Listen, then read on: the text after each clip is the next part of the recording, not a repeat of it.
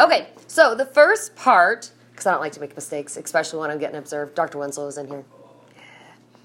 Okay, so the first part is find the greatest common factor of terms in each of the following expressions. So we have 6ab minus 8a squared. How many terms do I have in this expression? I have 2 terms. So go ahead and start factoring them out for me. 3. Okay. 6. Oh, shoot. Have you ever accidentally said a curse word in class? Out loud? I'm not real sure. 8? Yeah, sounds like it, yes. Yeah, I know. I'm 2 and 4. I've been teaching for a long time, so 2 and 2. it could happen. It could have happened. 6, you need to like lay them out. 6, 8 under the 6. And then 2, 3 on 6. And then 2 times 2 times 2. And then it's 4a. No, wait. So what do they have in common? The 2. They just have 1, 2 in common, right? Yeah, 4a. No. So if they just have 1, 2, that means what they have in common is just 1, 2. So it's 2a. And then you don't put, oh wait, okay. You were right with your variable. No, I was going to say you don't put it in because it's AD, not A. It's just a. Because they only have the a in common. They only share 1a. But I was saying, I thought the A and B were together. They're separate. Alright. Okay. 2. Number 2, Robert, I want to hear from you. Oh my goodness. 8 and 4. Okay? Yeah. Then 2 and 2 on 4, and then 4 and 2 on 8, and then 2 and 2 on 4 on the 8. Okay, next one. Lots of 2s there. Isn't it 6 and 4? You could use 8 and 3 as well. You could do 2 and 12. Keep going. Yes. Wouldn't that be a negative to it? You don't have to worry about the negative yet. The only time you worry about the negative is when you use it as the area. Honestly, if I was taught multiplication this way, I would be better at it. Factor in it. Mm-hmm. Okay, so now we have 32. Why didn't For school real. teach us till now? How many 2s do I have? 5. 6. It's 5 of them. 6. Did I have 6? 1, 2, 3. I want to see 5. No, yeah, no. I have 6. For my 24, right? 1, 2, 3, Yes, 4. there's only 5. Okay, and then, or excuse me, Wait, for no, my for 32. 24, I have 3, yeah. Then my 24, I have. No. Hold on. Let's wait. Let's watch. Let's watch. Let's watch. Okay. Now, we circle what they have in common, meaning they share one single number. Okay. So what do they have in common here? 3 2s. So they have a 2. What else do they have in common? 2. A 2. What else do they have in common? A 2. Do they have anything else in common? So basically what this means is, and you don't have to write this part, it's going to be a 2 times a 2 times a 2, which equals, 6. multiply that again. 8. Yes. Because So dumb. so 2 times 2 times 2 is 8. Now look at your variables. No? 2 times 2 is 4. 4 times 2 is 8. You're taking 2 times 3 Hold on. 2 times 2. times 2. 2 times 2 times 2 equals 6. 2 times 2 times 2 equals 8. I'm so salty right now. Okay? So now what are your variables? X X2, squared. Y3. Okay, x squared and y cubed. All right. There's my answer, so I'm going to box it. Can I do this one all by myself? No, let me do it. Okay, we've had Lucas complete one. We've had Robert Can I do it? work on one. Let's have Me. Nick work on one. All right, go ahead. Okay, so first you would wanna find the factors for 15, 6, and 10. For 15? Minus 10. Factors. Oh, okay, I see. I'm sorry, go ahead. And for 15, it would be 3 and 5. Okay. Circle those. For 6, it would be 2 and 3. You want to circle those. And for 10, it would be 2 and 5, and you want to circle those. Okay. So, and then you'd want to line up you'd want to put your 15, put 2 and 3 right after 15. Wait, Wrong place. Okay. No, that's wrong. No. Wait, no, sorry. And then, wait, what? So confused. Yeah, I did it wrong. That's okay. Keep going. But What I got the right answer. What are your factors for 10? 2 and 5. Okay. Do they share a number? Do they all No. 3 share a number? No. No. So the greatest common factor is what? 1. Okay. Do they all 3 share a variable? No. Nope. So it's just 1.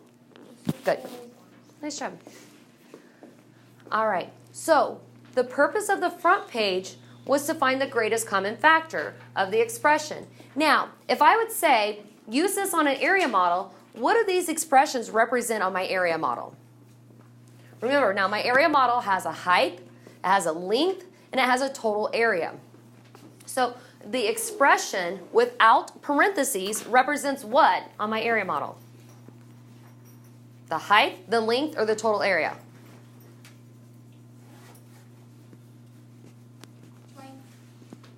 No. Total area.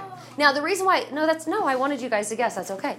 Now the reason why it's not the height or length, because our height and length always has what with it? Parentheses. So if it doesn't have parentheses around the expression part, we know it's the total area, okay? So now let's flip it over to the back here. Let's take a look on the back. 8x2y3 is on the left side of the box. Okay. Ooh, wait, what was that? 8x2y3. What does that represent? The height. The height. And does that number seem familiar to you guys? No. Did we just see this number somewhere? Definitely not. No. Yes. Yeah, it was the greatest common factor of what? The last problem. Which the last problem, the expression was made up of what? I don't know, can I answer it though? So you got that for our greatest common factor for what expression? 32x. What's my total area of this area model? That's weird. Yeah. Do So, we have to use if it's a negative, do we have to base the negative? yes. So, what other information do I have about this area model? 32x2y5 in the box. To represent the Something. Area. total area. So I put that at the bottom of the box. What's the total area of my second rectangle? 24x. Wait, what kind of 24 is that? Negative. Okay, good job. Negative 24, x to the 5th, y to the 3rd. So now, what information am I trying to find here? What's the times it by? What do you mean, what to times it by? What's my missing information? What's the times 8 by to get the answer? What's the answer? What am I looking for? So 32x squared y 5. So, but what do I know about my area model? Multiply it by 32. I know the, what's this represent? Height. I know the Area. total area. What don't I know? Length. The length. So I'm trying to find the length. So I'm going to take the height times something to get the total area. 32. So 8 times what gets me to 32? 4. 4. So now we look at our exponent. 4 y squared. Yeah. Why wouldn't I? Does anybody have a question on how I got 4y squared? Okay. So the length of my first area or rectangle is 4y squared. So then, what's the height of my second rectangle? 8x squared y cubed again. Okay. And by Negative 3. x cubed. Nah, okay. Do I need any y's? Nope. So the length is what? Negative 3x squared. Or cubed, you mean? Yep. Okay. What do I do with this information? Put it up in the box. To represent what? What The the length. The length. Now, there's a plus and a negative sign. So you just switched to negative. Yeah, I just switched to a negative. So I if you want to cross that out. Yeah. So just put a negative, and then it's 3x cubed. Okay, nice job. So what I want you guys to do, flip your opener over to the front. Flip your opener over to the front. Hold on to him and look at him. Now, you guys already found the greatest common factor for this expression.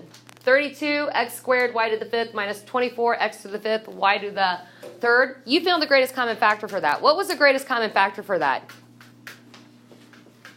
What was the greatest common factor for that? What was the greatest common factor for that expression? What? 8x squared. I don't know. 1 to the 3rd. So on the front of your opener, you found for this expression the greatest common factor. Yes. What was it? 8x squared y cubed. What did that greatest common factor become on our area model? The height. Okay, so what I'm going to give you guys today is an expression. You're going to take that expression, you're going to find the greatest common factor, and then fill out your area model. So you know how to do everything that we're going to do today already.